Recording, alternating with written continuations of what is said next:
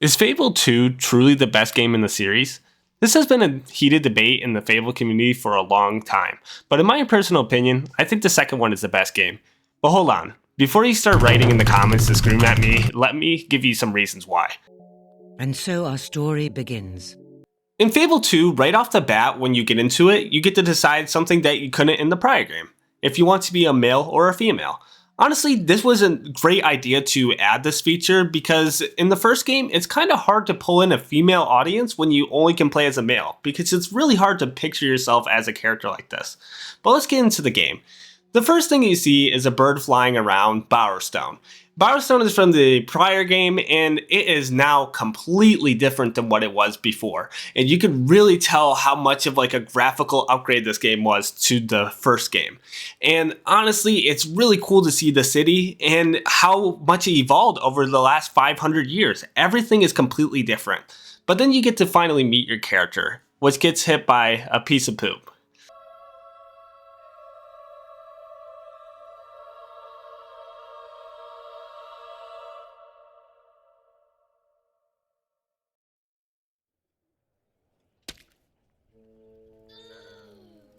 Oh, what was that? Oh, yuck. Well, I hear that's lucky. Like finding a four-leaf clover. After your character gets hit by a piece of poop, you get to meet your sister, Rose.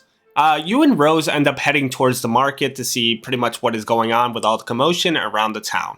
Once you guys head towards it, you end up meeting a merchant that is pretty much a scam artist. But this guy has a whole bunch of different trinkets that he's trying to sell that are completely bogus. This is truly a magical mirror. For as long as you look into it, it will make you beautiful. I'll take it. Very wise. Now, just remember, the magic only works if you look at it in complete darkness. During this whole ordeal, you end up hearing something about a magic box.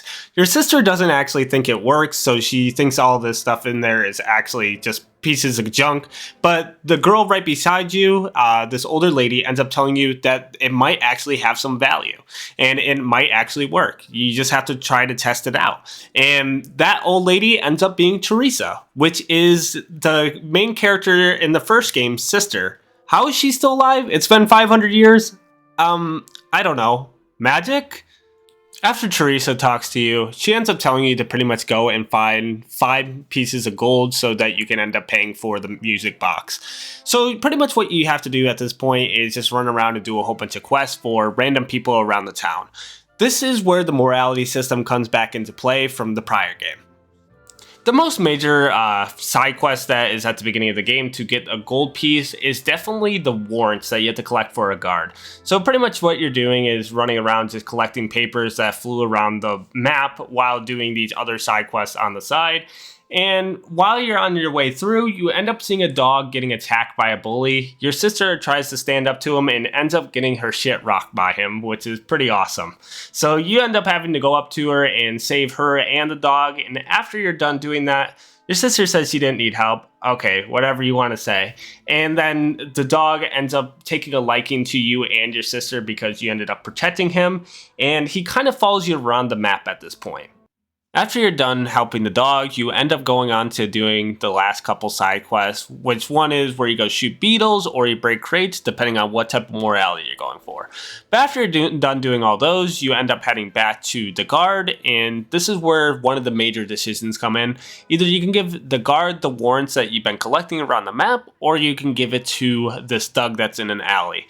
And depending on which one you pick, it has major consequences later on in the game, which I will go into later. Now that you collected the last coin, you end up heading back to the music box and you buy it from the guy. And you bring it back to where your house is near. And then this happens.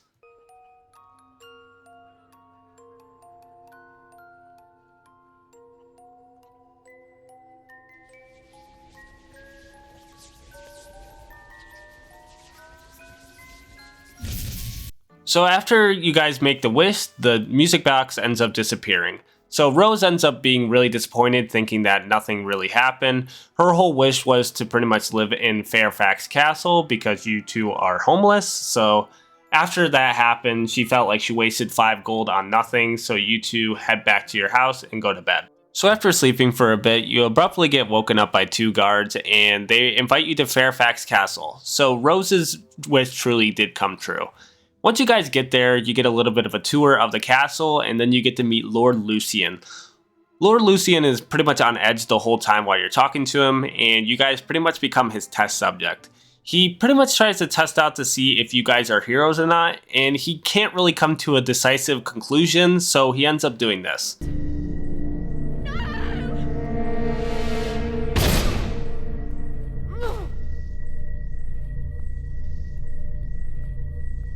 I can't allow you to live either.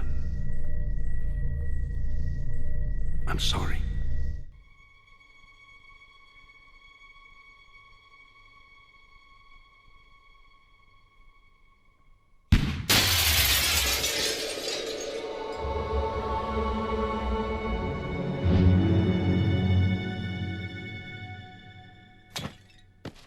Honestly, this introduction to the game was amazing. Compared to the first game had a good and intriguing intro that pulled you in really good, but this game it hits every nail that I want. Like, this has great cinematics, it has a decent intro to the game, and the story just pulls you in immediately. So I literally just wanted to see what was going to happen right after this, just because of how compelling the story was. The story picks up again when you wake up in Bower Lake in a gypsy camp. You end up talking to Teresa again, and she tells you about a couple supplies that she left in a chest near your house.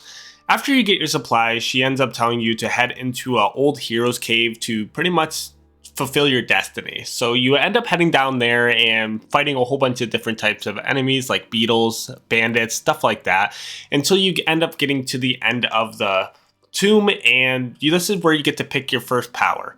The will in this game has definitely downgraded from the first game. I'm not sure what even happened. There was so many different types of spells and stuff in the first game, and this game pretty much took a huge shit on that and decided we're gonna cut it down to like a minimum of a certain amount of spells. But don't get me wrong, the spells are 10 times more OP in this game, but there's just not that much of a variety like in the first one.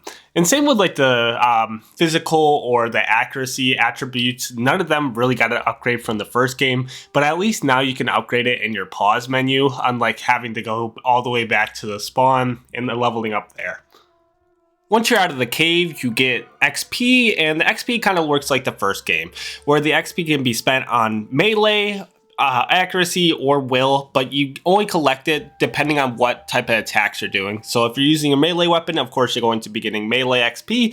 Same with if you're using a pistol or a crossbow, you're going to be getting that type of XP, and the will of course give you will XP. The green XP is used for all arounders depending on what you want to spend it on. I honestly enjoyed how they set it up in the first game, and I really like it in the second game. I think the XP was done really well, and I like how it's based on what type of attacks you're doing. So it's meaningful for whatever weapon you're using to be using it for that type of XP. But after you end up heading out, you end up heading to a guard that is protecting Bowerstone. And once you get to that guard, he tells you cannot enter Bowerstone because there is a bandit named Thag that is stopping pretty much any type of like movement into the town. So you have to head towards Thag and take him out at his base. Once you head over to Thag, you fight a couple of bandits, but then your dog gets kicked the shit out of by Thag, and this is where another thing that comes in is your dog can get wounded during fights, so you need to make sure that you have elixirs for him to heal as well, not just for yourself in this game. And after you end up fighting Thag, it comes into another moral question of what you want to do in the situation. Either you can end up saving the people that are in the cages, or you can give the key back to the slave owners so that they will stay as slaves. I end up killing the slave owner, and I let the people out of the cage and then head back towards Bowerstone. After you're done dealing with Thag, you can finally head into the town. Once you head into Bowerstone, you find out another thing, which is Renown. Renown is used for a couple different things, but we'll get into that later once it actually becomes important to the story. But once you head in, you can wait 5 minutes to see Teresa because she is running a little bit late, so you have to go do other stuff on the side. This is where one of the more important, or one of my favorite features comes into play, which is the job system. So you can head over to the blacksmith and work a job and make a certain amount of currency, because quests in this game actually do not give you any money this time around. So you have to actually go work for your money. So you can either do the blacksmithing job, you can work as a bartender, or you can be someone that cuts wood. While you're collecting the money, it's not only for different types of weapons this time around, you can also buy businesses. And businesses is one of the more important details to the game that I think is actually really fun, and I'm happy that they added this feature. So you can go up to any type of business that you want, and you can purchase them and decide what type of pricing that you have on the business, which I think is super fun for this type of game, and it works really well for like the RPG aspect. And once you actually get really into it, you can start making like natural income without even working, which is really entertaining, and they even do it 10 times better in the third game, but the way it's set up in this game was already fun on its own. After a bit of time, Teresa finally shows up, and she brings you guys to a cliffside, and she pretty much tells you about the Spire. After she tells you a bit about the Spire, you find out that Lord Lucian has pretty much taken it over, and this is pretty much the place that ends up granting the wishes, and he's trying to rebuild it so he can make another wish. The wish that he's trying to bring back his family and pretty much becoming the ultimate superpower. So to pretty much stop him, Teresa gives you the task of finding 3 different heroes, which are the Strength Hero, the Skill Hero, and the Will Hero. The first one you're trying to look for is the Strength Hero, so you have to head toward Rook Ridge. But before you get to Rook Ridge, you actually head back to Old Town, where the game officially started. And this is where one of the key things that happened in the kid's life that affected the future of the game, which is really cool. Once you head to Old Town, either this place is going to be pretty much a rundown, crappy piece of the town, or it's going to be a beautiful, vibrant area when you head into it. And it really comes up to whatever decisions you made when you were younger with the warrants that you had. If you would have gave it to the thug, it would have ended up in a shitty place, but because if you give it to the guard, it ends up in a great place and everything looks nice, and plus you get a discount, which is awesome. What makes this feature so cool is this isn't the only part of the game that has it happen. It happens actually a couple times throughout the game, and I'm really enjoying it, and I hope in the next game that they bring it back. But let's get into Rook Ridge. So once you're heading into Rook Ridge, you pretty much run into a whole bunch of different bandits and stuff, and you just pretty much wipe them out just like anything else. And this is where you see your first demon door in the game, and the demon doors are just like the first game, but a lot more entertaining, at least in my opinion. I think the challenges and the puzzles that were in the first game were kind of simplistic, but with this one, they're a lot more fun. And it involves the dog a lot more, which makes the dog an actual useful asset throughout this game. Not only can the dog track treasure, it can attack enemies, but it also can do expressions that actually open certain demon doors, and it supports you in that. And I'm really happy they put so much time and effort into a new companion that they put into the game. But yeah, the demon doors are a lot more entertaining. Some of the different areas that you get to go to will look so much cooler. Like when you actually get into the demon doors, there's some cool environments, and they all have like their own personality, and I really like it.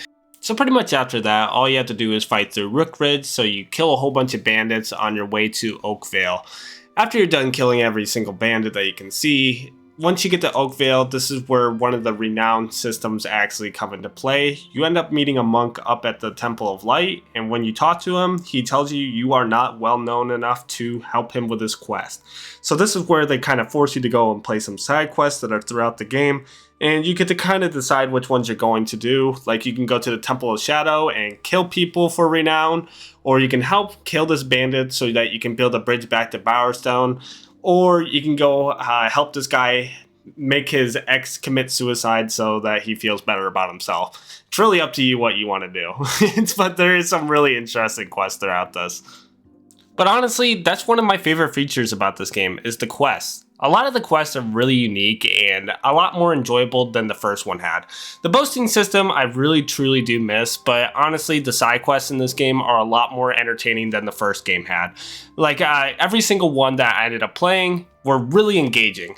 Sure, there's not as many side quests, it feels like, that the first game had, but the side quests that there are in this game are at least really entertaining and pull you in throughout the whole thing.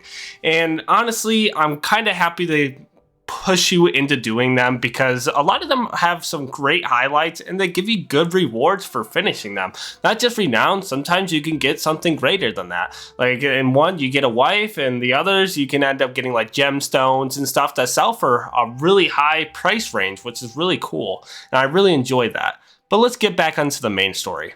So after you do a couple side quests, you can finally head back and talk to the monk, and this monk gives you a quest to pretty much bring the acorn back to life, which is a jab or joke at what they talked about previously in the first game where you could watch an acorn grow. So they're kind of making a joke on itself, and I really like that.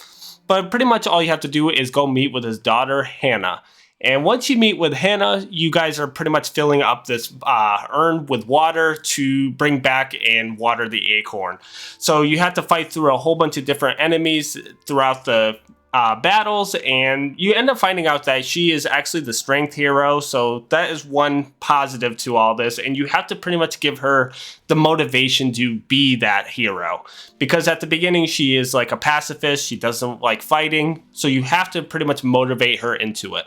But pretty much at the end of it, you don't even have to do it yourself.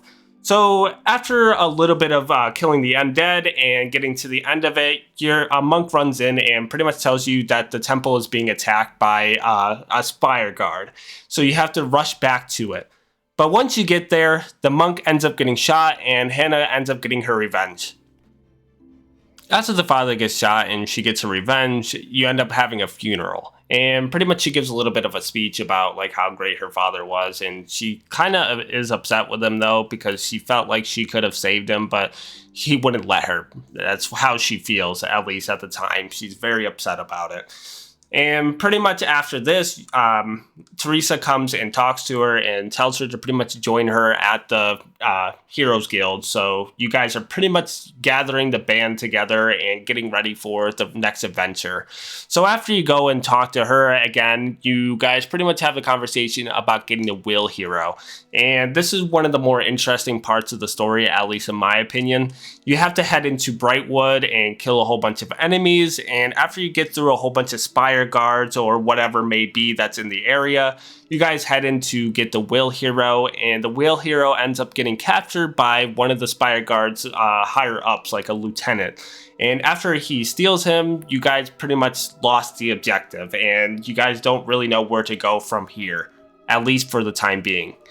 So after you lose the Will Hero, you guys pretty much regroup and try to find a different way of getting to Lucien and pretty much breaking him out. So you have to go and meet with his old butler, which will be in a bar in Bowerstone Market. Pretty much either you can threaten, kill him, or just give him the $1,000 that he wants. I end up just giving him the $1,000 because whatever. And he gives you a letter to pretty much tell you where his diaries are. So you have to head towards, pretty much, it's right outside of the Heroes Guild, a troll, and you just fight the troll. What you'll find out is that the bosses are stupid easy, just like in the first game, and even in the third game. He takes like 2 seconds to kill, and after you kill him, he gives you one of the diaries. You cannot read him personally, so you have to bring him back to Teresa. After you bring him back to Teresa, she ends up telling you that you guys have to head off to Westcliff because this is where he is hiring different guards from the arena. The arena is one of my personal favorite places in the game, and we'll get into that once we actually get there. What you have to do at this point in time is fight through Bandit Coast and the other parts of Westcliff. So you'll fight a whole bunch of different types of bandits, and this is the first time you fight a Highwayman, and he's pretty easy just like the rest of the enemies. What you'll find out throughout this whole game is it is actually 10 times easier than the first game, and even deaths and stuff aren't all too important in this game either. If you die in this game, you just come back no matter what. Like there's no like, oh, you lost, you have to start at a checkpoint. No. You just come back, you lose a bit of an experience, and that's pretty much it. You go right back into fighting. It's honestly pretty disappointing, and it was one of my least favorite parts about this game. Even the third game's the same way, where death really does not matter anymore. So pretty much you can just keep running and gunning and just getting through the story no matter what you're doing. Like you could be one of the worst players in the world, and you can still get through it. And I'm guessing this is Lionhead's idea of how to get more people to come and play the game, but honestly, it's one of my least favorite favorite parts of the game because it's just too easy. And I wish there was like a difficulty slider to try to fix this. Like in the first game, they kind of did that with like the boasting system, but without it, now it's just like basic, just run and gun pretty much through every enemy. But after you fight through a decent amount of bandits and stuff and get to Westcliff, you end up meeting a lady that needs to find her child, and she brings you into a Balverine cave, and pretty much you just kill her and the other Balverines. Honestly, the Balverines are 10 times easier in this game compared to the first game, and you'll notice that with almost every enemy that you do fight. But once you actually head into Westcliff, you can't get into the arena just like the last place, just because you're not well known enough, so you're forced into doing side quests again. One of the cool things though is if you go up the hill, you can meet with the old guy that took your pictures and also rebuilt the bridge to Bowerstone. And if you give him a certain amount of money, he will actually rebuild this town, and he'll end up paying you back for doing so. Another cool thing is there's a shooting range off to the side, and if you end up getting first place, you get a really good pistol in the game, and I would highly recommend to go for it because it obliterates enemies, as long as you have like your accuracy and stuff leveled up a little bit. But after that, you just head off and do a decent amount of side quests, and then you head back to the arena. And this is honestly the only part of the game that I usually die at, because the arena has somewhat difficult enemies. At least not through this playthrough though. I just kind of breeze through it, because once you actually do a little bit of leveling, unlike I did as a kid, I would just get shit on nonstop because I wouldn't level up. But, you know, as I gotten older, this part is a breeze. You just run through it. It's pretty much just like the first game. Every single game that they made has some type of arena that you fight through. And it's pretty basic in this one. I do enjoy playing through it. And if you enjoy playing it enough, you can actually keep going through it as many times as you want, which I really enjoy. But after you kill everything in the arena, you pretty much get a pass to go join Lord Lucian's army. So you have to head down to the docks. And before you do this, just telling you, every side quest, there is certain side quests that are very important to get done. So you have to go back and do those, or there's going to be consequences for your action. I'm not even joking you. This game actually has consequences for actually progressing the story, and I really enjoy that. So if you decide to help the Temple of Light for the side story, this will affect them in the future, or if you help the Temple of Shadow, this will affect their future in the game. And it's honestly really cool. Same with like there's this random farmer that you talk to. You wouldn't think that his side quest is all too important, but if you don't do it, it's going to have massive consequences later on in the story. So after you get all those wrapped up, you can head onto the boat. You should probably say goodbye to your family before doing this, get their love up, or they might divorce you during your time away. And honestly, I'll go into relationships after we get done with this area, but all this stuff is pretty important. You're going to be gone for a long time, so expect change. Now we're on to the Spire. This place looks so fucking cool from the outside and on the inside as well. It has like an awesome cinematic before you actually get into it, and it's one of my favorite cutscenes and also one of my favorite locations I've seen in any video game. Once you actually get into it, it is very dark and has an awesome atmosphere, at least in my opinion. Literally right off the boat though, you are already getting pushed around by the other guards that work there, and pretty much you're treated like a prisoner, and so are all the other people that get off the boat. You meet one dude, and he's kind of cool. He's one of the only other people that actually want to talk to you, and you know, adds a little bit of light to the area, and he's one of the new guards as well. But once you actually go up a flight of stairs, you end up seeing Lucian again, and he puts you all to sleep. Once you wake up, you pretty much have nothing. You can't even use your willpower. You have a collar on now, so you legit have to listen to any order that you're given or you're punished. So your first order is to go and see the lieutenant. Once you see the Commandant, pretty much he tells you that you are pretty much under his control, and he shows you that right off the bat. He literally tells you to listen and obey to anything that he says. So he starts whooping the shit out of your character, and if you do not thank him for whooping your ass, he will actually take experience away from your character. So at this point in time, honestly, I just listen to him, and I just keep saying thank you to him so I don't lose any type of experience. If you want to do something else, you can just try to resist him, but it's honestly useless at this point in time to resist him. So he will just keep whooping your ass for the next like 2 to 3 minutes, and after that he is pretty much pleased with you because, you know, you listen to his orders. as he gives them to you. But after that, you end up staying for a little bit longer, and time will pass really fast throughout this part. So once you go and sleep, you will be months ahead of where you were last time. And pretty much the same thing happens. He gives you an order, and this order this time is to watch on some prisoners, and you get to decide if you want to be good or evil. This will give you negative effects if you do not feed these prisoners, because, you know, it is pretty much technically an evil thing to do. But at the same time, if you do feed the prisoners, you will lose experience, but you will gain goodwill. So depending on what type of character you're playing, you're going to have to screw yourself if you are a good hero. And pretty much I was too, so I ended up losing a lot of experience. I even ended up losing a level up because of this scene, because I ended up wanting to help the people that were in the prison. So you really have to take everything with a grain of salt of what you decide to do at this point in time. If you are a good hero, this part is going to be an absolute pain in the ass, but if you're a villain, this part is an absolute breeze for you. After you do this part, you either pass out or you get sent back to go rest in your room. And pretty much all that happens is another time frame happens where it's a couple months, and then you have to go and see the Commandant again. And once you see him again, you end up seeing the guard that you guys were talking to at the beginning, and he's absolutely batshit insane now. He pretty much went insane from being in there and, you know, getting punished by the Commandant over and over again, to the point where he literally doesn't listen to orders anymore. He's just insane now. And his next order is for you to kill him, and this is another good or evil part. If you kill him, you end up getting negative, you know, to your morality, but if you end up attacking the Commandant or deciding not to attack either of them, you end up gaining good energy. So depending on what you're going for, this is one of the more major things as well.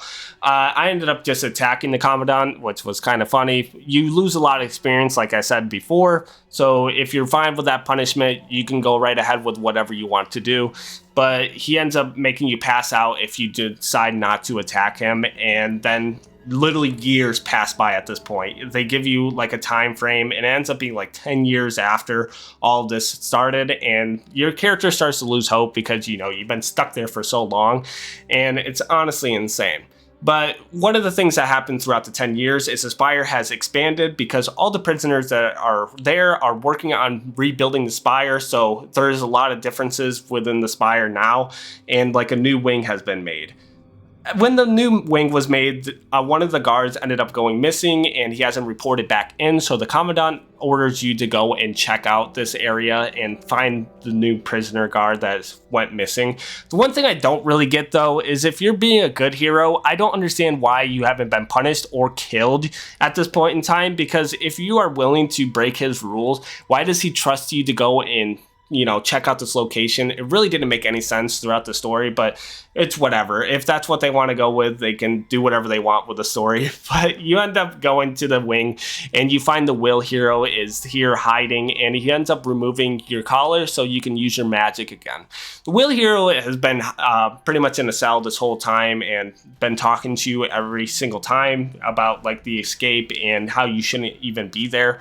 But after he ends up freeing the collar from you, you guys end up fighting through a whole bunch of Spire guards throughout the place until you get to the Commandant. And this guy is a pretty big pain in the ass to fight. Honestly, he's one of the harder bosses in the game. And when you actually fight him, he actually does damage, and he will probably kill you.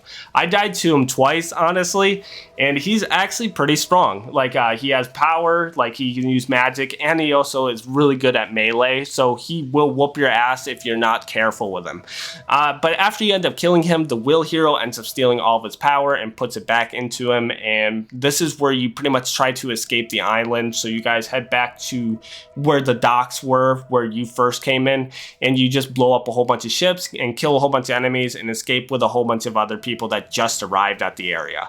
Once you end up heading back, you head back to Oakvale, and this is where a lot changes. So once you and Garth end up getting off the boat, Teresa immediately after steals Garth, and they head back to the Heroes Guild with Hannah, or Hammer, whatever you want to call her. But pretty much at this point in time, they tell you to go around and check out what all has changed. If you end up heading to the Temple of Light, it's completely different. It has completely expanded since the last time you have been there. Same with that farmer that you ended up helping. His farm is now absolutely huge. There's a whole bunch of expansions that happen in that area.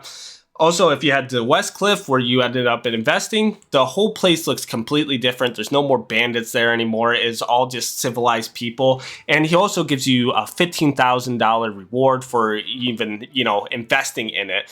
And that's honestly one of my favorite features. Is this whole thing just is awesome, seeing everything getting built and expanded upon depending on what your decisions are, because if you end up going with a completely different route, it's going to look completely different than what you did now. And I really like that, and I wish other games would do this, because it honestly adds to the story building and the lore of the story. And I hope the next game that they end up coming out with is the exact same, but I'm not all too sure if it will be. One of the only other major features that ends up happening at this point in time is if you head back to your kid, now he will be fully grown up, and it's one of the coolest features in the game. Once you actually see the kid again, he will be around 8 to 10 years old, and it honestly adds to the immersion of this game. It's really cool to see that they actually age throughout time, and it's awesome to see like all this other stuff that happens. Like if you end up not paying attention to the kid, or if you leave for a little bit, you can come back and the kid will actually go on his own quest that you have to go and help him and save him from, like getting hurt and stuff like that. And I really enjoy it. And I hope in the next game they really expand on this feature, because it's really cool to be able to build your own family and have like cool, unique features to them. Sadly, the dialogue tree to the relationships aren't all too interesting. It's literally just them complaining about you leaving or you coming back over and over again. So it's not all too interesting on that aspect, but it's awesome that they were able to add like children that are a little bit more expansive than the first game had. But let's get back onto the main story. You end up heading back to the Heroes Guild, and Garth, Hammer, and then Teresa are talking about where you're going to head next to find the last hero, the Hero of Skill. This hero is hiding off in where Oakvale used to be, which is one of the destroyed towns now. So you have to end up going back to Brightwood to get there, and pretty much you have to fight through a whole bunch of Spire guards that are defending it, and then Garth makes a portal for you to get into. So you have to fight and pretty much protect him throughout this time, and it's honestly a pretty fun fight for me. I thought it was pretty cool just fighting through a whole bunch of enemies with other companions, and I wish they had more companions throughout each game where you kind of like fight together instead of just being like solo fighting. At least I think it makes it a little bit more immersive and fun, at least in my opinion. But after you end up fighting through a whole bunch of enemies, you end up jumping to the portal. You and your dog are the only ones that end up making it through, and you are now in Wraith Marsh. Once you head into Wraith Marsh, this place is completely destroyed. It is one of the more depressing areas that you end up getting into, and immediately after you get out of the portal, you pass out and you are put into a cage by some random dude. And he ends up going to talk to you, and this ends up happening to him. Reckon I'll burn you as well.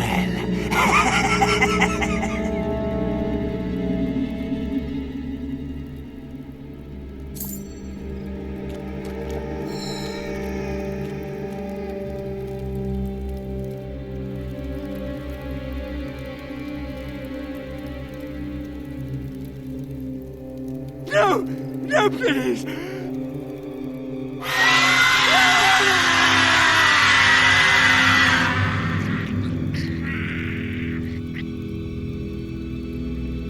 After the guy runs into the fog and dies, your dog finally finds you and ends up going and grabbing the key off of the dude that's holding you prisoner and gives you the key to let you out. After you guys get out, you pretty much have to break through Wraith Marsh and make your way to Bloodstone Village. And pretty much this whole fight area is kind of cool. You fight a whole bunch of undead and a new enemy called the Wraiths. Those are pretty cool. They bring in like these ghostly children that end up attacking you, and they do a shit ton of damage. So you have to make sure to keep your like distance from them.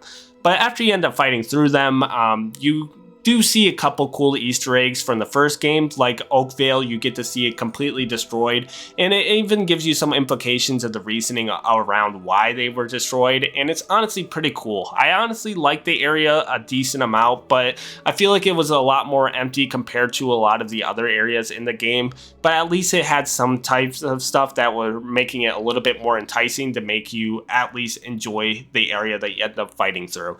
But after you do that, you end up heading into Bloodstone Village, and you finally get to meet the last hero, the skill hero.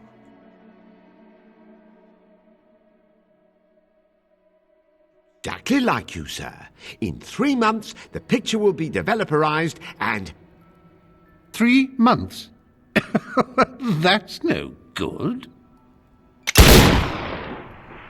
Reaver is by far one of my favorite characters throughout every Fable game, and honestly, one of the things I really enjoy about Fable 2 is the cast. Honestly, most of them are really good, and most of them are very enticing to listen to. Mostly Reaver. Reaver is more of a blunt character that will pretty much do whatever he wants, and he'll kill you for whatever may be. It could be the slightest thing to one of the more major things. It really does not matter to this guy, and that's why he's one of the best written characters in the series. But pretty much all you have to do is, before he will even help you, is of course you have to go do a side quest and become more well known, because I guess you're not well known enough in Bloodstone, so you have to go around and do more shit. So you run back and do more side quests, and then you can come back to him, and he actually gives you a quest before he will even help you. And this quest is pretty major depending on what ending you want to have. So pretty much what he tells you to do is bring the seal to this old tomb, and once you end up doing that, you fight a decent amount of enemies, and then you get into a room, and this is where you get to decide a fate for another character. So you end up meeting this random lady that's been crying in this room, and there's 3 people talking to you, and you find out that Reaver has had a deal to expand his life, so he's been alive for hundreds of years. And he's actually one of the main reasons why Oakvale ended up in the state that it is now. So pretty much you have to decide if this lady will lose her youth or you will lose your youth. Personally, I wanted to stay young, so I ended up screwing her over, and she ends up becoming old and raggedy. You never see her again, so it doesn't really matter, so it's really up to you if you want to ruin your character's youth or theirs. I don't even think you get any negative traits to this part, which I honestly like, because I don't think this is one of the more hard decisions to make throughout the game, but after you do that, you end up heading back to Reaver. But before we get back to there, I want to talk about some of the other things before we get near the end of this video, and that is the collectibles in this game. There's something called the gargoyles that you end up fighting in this game. You get it from using your accuracy skill from just leveling it up, and they're pretty much just like little gimmicky enemies that you can just shoot and break the heads off of, but there's actually a useful purpose to them. If you end up shooting out the heads, if you end up getting 10 of them, you can open a chest, and there's like this gargoyle cave, so if you end up killing all of them, there's like a major reward at the end. Some of them are good, and then there's some that are, yeah.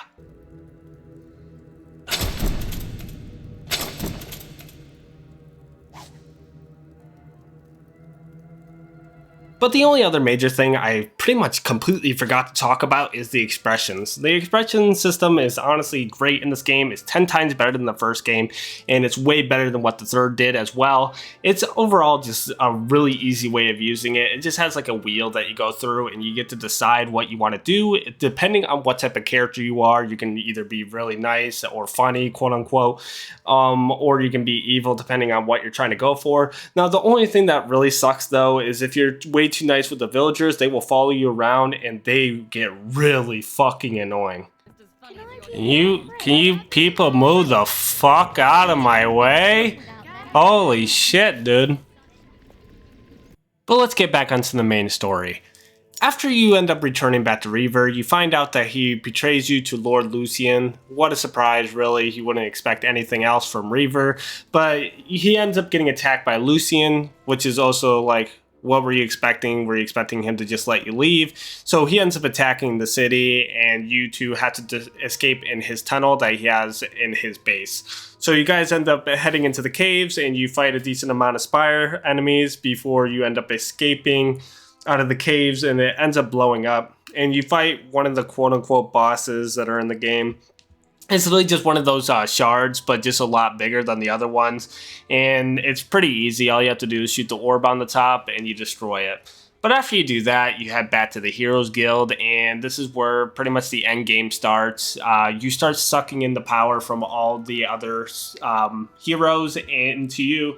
But then Lucian somehow, I don't even know how this happens, spawns right on top of you guys and ends up shooting your dog.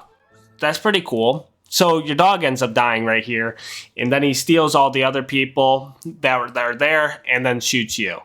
Now this leads into one of the cooler sections of the game, and this is like the dream sequence. So pretty much throughout the dream, it's honestly pretty positive. It's literally just you and your sister doing a whole bunch of activities together, just like what you wish life would have ended up being. You guys just like live on a little farm and you guys just do activities throughout the dream.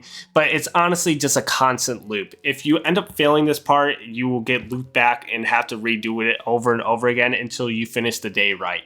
So all you have to do is collect chicken, kill beetles on the farm, and shoot bottles. If you're able to do that at night when you guys go to sleep, you end up getting woken up by the sound of music, and you have to head out of the farm and into the forest.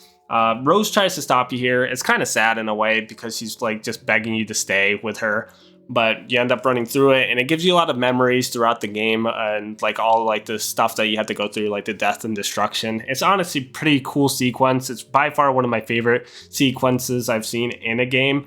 But once you get to the end of it, you end up finding the musical box again, and once you pick it up, you wake up. Once you wake up, for some reason, you're in the Spire. I'm not sure how you ended up there, but everything is just like dead around you, and you head into the main boss room where Lucian is. And this is by far one of the most annoying parts of the game. It honestly pissed me off when I first played through it. Lucian is not even a boss. They can say he is, whatever they want to, but this is not how you set up a boss fight at all. You walk in, you listen to his monologue. You can either do that or you can shoot him before it. If you shoot him before it, it ends the game. If you don't shoot him before it, he gets shot by Reaver. No matter what, he gets shot and there's no fucking boss. It is honestly stupid how this game ended, and I hated how abrupt it was.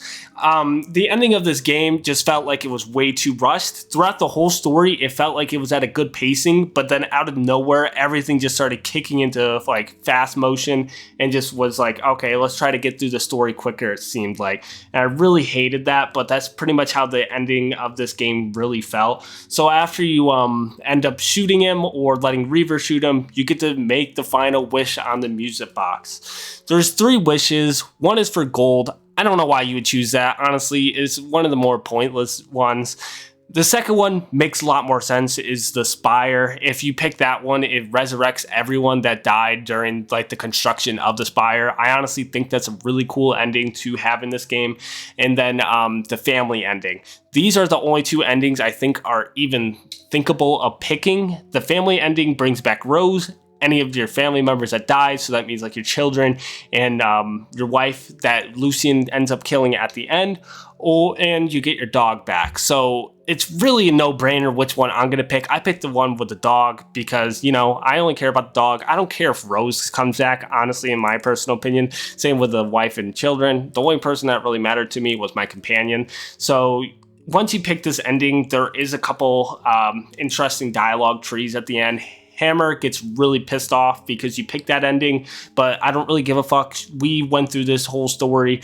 We deserve to have a happy ending. I don't care. She can cry about it for the rest of her life, which, you know, she's just all mad about it. Garth doesn't really care which ending you picked, and Reaver's just pissed off because he didn't end up getting to pick a wish, which makes sense, to be fair. Watching someone being able to, you know, choose what they want as their true ending to their life, I guess. But pretty much after you do that, Teresa ends up saying, congratulations, you pretty much did it. All the other people, like the heroes that ended up joining you, get to choose which location they get to go to at the end. That's pretty much their quote-unquote reward. So they all end up heading off their own locations. Before we even talk about what Teresa says here, I want to point out one other thing. I hated how the last 2 heroes were not fleshed out in any way, shape, or form. Hammer was like the only one that actually got a decent amount of dialogue. Garth got a little bit, and then Reaver was like maybe like an hour worth of gameplay before you stop seeing him again, which is really disappointing. But luckily you get to see him in the 3rd game, so he gets fleshed out a lot more. But back to Teresa. Teresa just sends you back to Oakfield, but before she does, she pretty much just tells you she wants to keep the Spire and sends you back. Sounds pretty ominous, but like literally nothing happens with it. So I don't even know why they try to make it like seem like, ooh, that's kind of like weird or anything. It literally does not lead to anything in the 3rd game, so don't expect anything. But after that, that's pretty much how the game ends. There's a couple little side things you can go do if you buy the houses that all the other heroes owned, or if you buy Castle Fairfax. Like there's little like tidbit things that you can go play. Like you get to do like this dream sequence where you get to see Chesty, which is a kind of cool little side activity. Or you can go to Fairfax, which gives you like a reward where you get to pick which gender you want to be again. So that's kind of cool for like late game. If you ever want to switch your gender, you have that. But aside from those things, there's really nothing else to do. It just means you just kind of go collect money. You can just buy all the property if that's really what you want to do, or do whatever you really want at this point. You can go back to the arena and collect XP if that's really what you're up to, but that's really it. Overall, I really enjoyed the game. It's by far my favorite Fable game out of the three.